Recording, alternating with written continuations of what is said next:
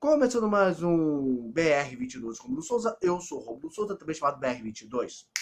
Beleza? E antes de entrar no assunto do vídeo, peço para vocês se inscrevam nesse canal, apertem o sininho, comentem, compartilhem, ajude com o crescimento e engajamento desse canal e também ajude lá no meu outro canal que eu comecei junto com o meu amigo T'Challa, o Reinado Nerd, para a gente falar um pouco mais da cultura pop, nerd, otaku, falar de filmes, séries, animes, seriados, né? Então esteja se inscrevendo nesse canal e dê uma força lá do outro canal que a gente começou agora. O link vai estar no primeiro comentário aqui embaixo, né? O Reinado Nerd. Então, sem mais delongas, vamos diretamente ao assunto. Bem, quem é inscrito aqui no meu canal sabe que eu gosto de falar de assuntos variados aqui no BR22, né? Um dia eu posso estar falando acerca de política, outro de história, outro de monarquia, outro posso estar falando até mesmo de qualquer outro assunto aleatório, né? Ou seja, meu canal é para falar de variedades, né? E quem me conhece sabe que eu sou um cara cristão. Eu sou praticamente cristão, protestante, metodista, criacionista, né, flamenguista, monarquista, fã de Cavaleiros dos Zodíacos e samurai. Não, essa última é piada, né? Mas assim, cara, e por ser um cara cristão, eu gosto de ler e estudar a Bíblia, não é? Então assim, cara, e por uma razão dessas também, que eu acabo acompanhando aquelas produções bíblicas da Record, não é, cara? Como essa que tá passando agora, a novela do Genésio, não é, velho? Novela essa que começou bem e tudo mais, né? Falando lá da criação, mas como parece ser, muitas vezes parece ser, assim, tradição da Record, algumas vezes eles acabam saindo da curva, não é, cara? Então muitas vezes nós começamos a ver produções bíblicas tão boas como foi a primeira parte dos Dez Mandamentos, Rico e o Lázaro, a novela Jesus, como também pode ver outras produções esquecíveis como foi a novela da Jezebel, que de tão ruim, mas tão ruim, acabou fazendo eu preferir assistir a novelinha da Poliana. Então assim, cara, essa novela Gênesis, ela começou com uma promícia boa, cara. Mas o que tá me incomodando demais, cara, é que, assim, eles andaram muito rápido lá para falar do arco dos antediluvianos, a ponto que eles nem exploraram assuntos como a longevidade ou ignoraram o fato dos gigantes da Gênesis, né, cara? E no arco do Nimrod, cara, da Torre de Babel, apresentaram um Nimrod muito gente boa que acabou sendo que acabou até sendo assim assediado pela sua própria mãe, sendo que na verdade na cultura suméria Nimrod foi o diabo em pessoa e era casado com a sua mãe Semiramis. Sim, eles eram casados e tiveram um filho chamado Tamuz. Então assim, mas isso tudo eu até comentei, eu fiz 3 vídeos analisando a novela Gênesis até aqui, então se você estiver interessado é só entrar aqui, procurar aqui no canal que você vai encontrar a minha humilde opinião acerca do que a novela tem apresentado em relação aos assuntos bíblicos até agora. Bem, só que no exato momento, o que está sendo passado agora é o arco do Terá, não é, cara? Ao invés de eles irem diretamente contar a história de Abrão, que é quem nos interessa de verdade, né? Eles acabaram perdendo um mês para contar a história de Terá. Que fora da Bíblia, né, lá da tradição judaica, cara, tem menos importância do que a história de Nimrod. Só que da história de Nimrod falava que o Nimrod havia se tornado rei de várias cidades, desafiou a Deus, lutou contra o filho de Noé, Sem, e ainda foi despedaçado na hora da sua morte, né? Enquanto que Terá só contou apenas o fato que ele construiu 12 estátuas de Deus e seu filho Abrão quebrou essas estátuas e quebrou 11 dessas estátuas e jogou a culpa da estátua maior. Ou seja, Terá é tão insignificante que nem mesmo os judeus se interessam por ele. Mas a novela está gastando um mês para falar só do Terá. E eu pretendo fazer um vídeo só comentando o quão desnecessário é o arco do Terá, né? E se você botar para mim, mas ele tem que encher a linguiça para ter meses de novela. Então por que eles não fizeram isso no arco do antediluvianos? Não, porque quem viu o arco lá de Adão e Eva até o dilúvio, você viu que a coisa foi bem corrida, não é, cara? Se eles tivessem dado uma semana a mais para o arco dos antediluvianos e uma semana a mais para o arco do Nimrod, talvez eles poderiam ter apresentado histórias mais fiéis, fidedignas da Bíblia, né, cara? Aí vem a pessoa e fala, mas Rômulo, é a liberdade, só um minutinho. Desculpa, tinha um negócio aqui me incomodando. Mas Rômulo, é a liberdade poética. Sim, pode ser. Mas a liberdade poética não pode ultrapassar a suspensão da descrença e nem fugir muito da obra original. Caso contrário, você também vai ter que aceitar como liberdade poética a Porta dos Fundos, que apresentou um especial de Natal e que você tinha lá um Jesus gay, que era filho de uma Maria safada e que ainda tinha um relacionamento homossexual com Lúcifer. Então tem certos limites, não é, cara? E a minha maior queixa que está tendo agora nessa novela, referente ao arco do Terá, é como estão apresentando o relacionamento de Abrão e Sarai, né? Só para recapitulando da Bíblia, todos nós sabemos quem foi Abraão da Bíblia, né, cara? Abraão, entendeu? É o patriarca dos judeus e pai da fé para os cristãos. E é uma das principais figuras da religião judaica cristã, sendo importante tanto para a religião judaica quanto para a religião cristã e também para a religião dos árabes, já que os árabes também são descendentes de Abraão. E assim, e a história de amor de Abraão e Sara é uma das histórias mais bonitas da Bíblia. Tanto que ele nem queria seguir o conselho da esposa de ter uma concubina, que foi um pedido de Sara aceitar Agar como sua concubina, já que ela não conseguia ter filhos, não é? Tá aí um presente que qualquer marido ia querer da esposa, não é, velho? Então, mas Abraão só aceitou de tanto ela insistir. Então, assim, mas a história de Abraão e Sara é uma das histórias mais bonitas. Mas aí a novela começou a mexer numa questão, né? Entendeu? Abraão e Sara, eles eram irmãos? Eles eram meio irmãos?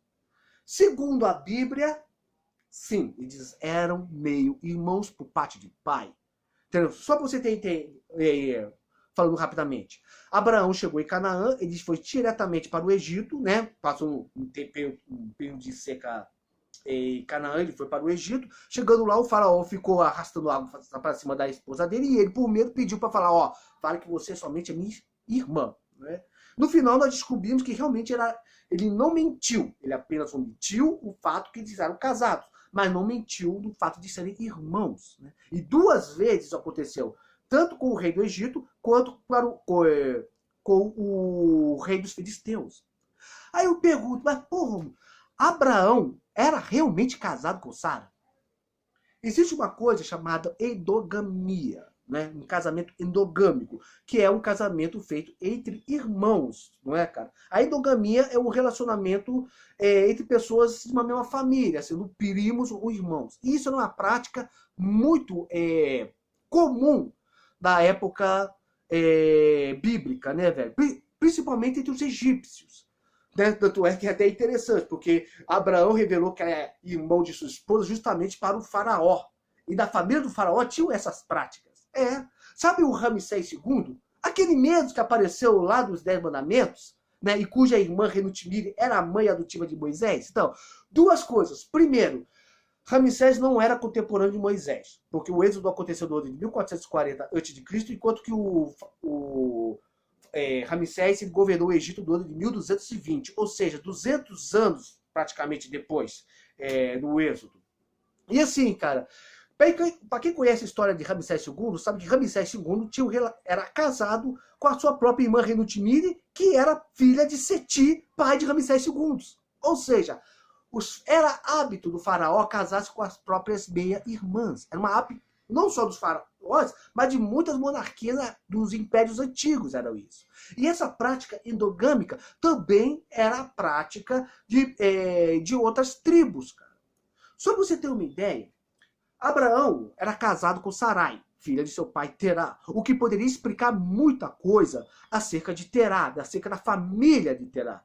Principalmente que vamos lembrar que Terá, assim como seu filho Abraão, eles eram semitas, descendentes de Sem. Né? Os semitas deram origem a povos como Babilônia e Assíria. No entanto, os sumérios não eram semitas, eram descendentes de Jafé.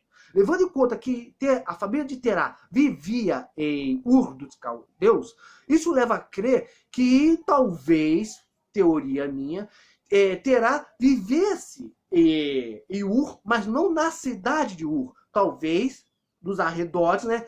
Vivendo num sistema assim patriarcal meio tribal. E casar os filhos e os primos entre si fosse uma maneira de preservar a consanguinidade, preservar a sua descendência sem se misturarem muito. E para quem conhece a Bíblia, sabe que, que Deus não queria que o seu povo Israel se misturasse com o povo casasse com pessoas de outros povos, não é? Ou seja, não dê os seus filhos às filhas das nações e nem suas filhas das nações, para que não perverta o seu coração, ou seja, não levasse a seguir outros deuses, né? Tá certo que Terá era um idólatra, né? E Abraão, provavelmente, ele podia ter sido idólatra e depois ter conhecido a Deus, ou então nunca ter sido a Deus, preservando uma fé que ele já mantinha de sua descendência, não é, cara? Mas isso é assunto para outro vídeo. Mas o que eu quero dizer é o seguinte: o fato de Terá ter dado a sua filha para Abraão como casamento poderia explicar esse modo de vida tribal naquela época. E vamos lembrar, o casamento endogâmico era uma coisa tipo legal há mais de 4, 5 mil anos atrás, né? Hoje em dia não é aconselhável fazer isso, não é, velho? Agora, o que a novela mostrou isso? Bem, resumindo, Terá era casado com a sua esposa, Nádia. Tinha duas esposas, a esposa 01 e a 02. E não se contentando com uma, deu uma de Mr. Catra e arranjou uma 03, só não querendo promover a 03 à esposa, aceitando como concubina. No final, a 03 morre no momento do parto de Sarai. O que o Terá faz? Pega a sua filha, dá para um casal de amigos dele, que também são seus empregados, cuidar da menina, e diga, ó, se perguntar sobre a mãe da menina, diga que a menina morreu na hora do parto. Para todos os efeitos, ela é sua filha. Negando, assim, o fato de que ele era pai de Sarai. Aí eu pergunto, pra que ele fez isso, gente? Era só assumir a criança?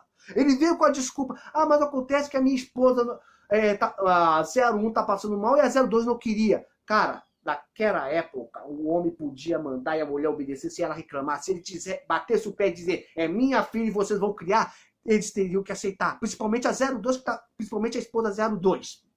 Então, assim, cara, não faz sentido ele ter negado o fato de Sarai ser sua filha.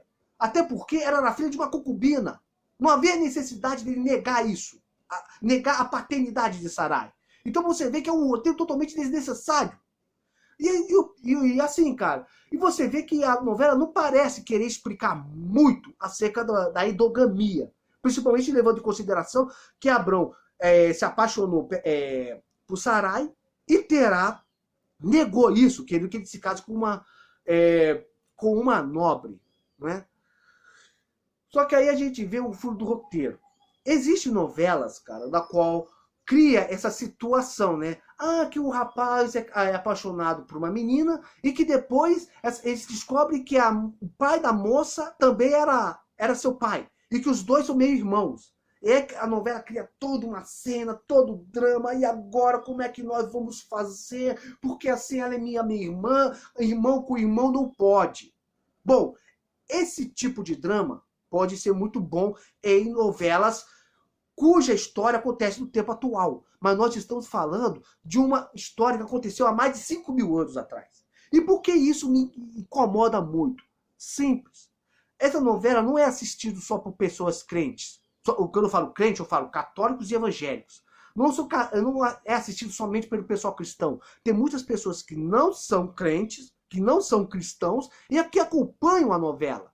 E tem pessoas que já não entendem o fato, por exemplo, de Caim ter casado com uma de suas irmãs. Mesmo sabendo que na época de Adão era só tinha aquela família que existente. Ou seja, ou era Caim, entendeu? Casar com a sua irmã, ou ele tentar sorte com uma macaca, dando origem aos Saiyajins. Quem é fã de Dragon Ball vai me entender essa piada. Mas no caso da época de Abrão, já tinha mais pessoas no mundo. Então, não seria problema Abrão ter arranjado a primeira esposa entre outras pessoas. Entendeu? Mas mesmo assim, houve o casamento do Abraão com a sua meia-irmã. Então, a novela não parece querer explicar o fato da endogamia. Então, o que acontece? Muitas pessoas que não são cristãs, que verem isso, podem vir a ter um pensamento errado acerca de Abraão, que era um homem íntegro, pai da fé, um dos homens que mesmo bobeando, demonstrou ter um dos melhores relacionamentos com Deus em toda a história da redenção. Então, essa é uma das coisas da qual me faz questionar muito o que a Record tem feito. E aí eu te pergunto, até que ponto a liberdade poética da Record vai indo? Porque tá certo, eu estou mostrando uma história de mais de 5.000 anos atrás. E eu sei que vai ter adaptações para o nosso tempo. Mas, se a novela não se preocupar em passar esse conhecimento, né, passar esse entendimento para pessoas, pode acontecer de muitas pessoas acabarem até blasfemando contra Deus. E é isso uma coisa que eu tenho a meditar. Vale a pena essa meditação, né? Mas ou seja, a novela depois vai querer trazer uma explicação e pode acabar trazendo ainda mais confusão. E tudo por quê? Porque a novela decidiu, ao invés de ir direto contando a história de Abrão, decidiu fazer uma história prequel da história de Abrão. Ou seja, da cabeça dos autores, Abrão devia ser ancestral do Darth Vader, né? Bem, então se alguém me perguntar se Abraão e Sara eram casados da Bíblia, sim, eles eram casados de um casamento chamado endogamia, que era uma coisa permitida naquela época. Bem, esse vídeo que eu fiz foi mais para trazer um entendimento. Espero que você tenha gostado. Comente aí até aqui se você, o que você acha dessa novela, o que você acha acerca disso tudo. Muito obrigado se você me acompanhou até aqui. Se inscreva nesse canal, aperte o sininho, comente, compartilhe, ajude com o meu trabalho. E também, se você gosta de filmes, séries e animes, dá uma chance também para mim lá no meu outro canal, o Reinaldo Netio. O link vai estar no primeiro comentário fixado aqui embaixo.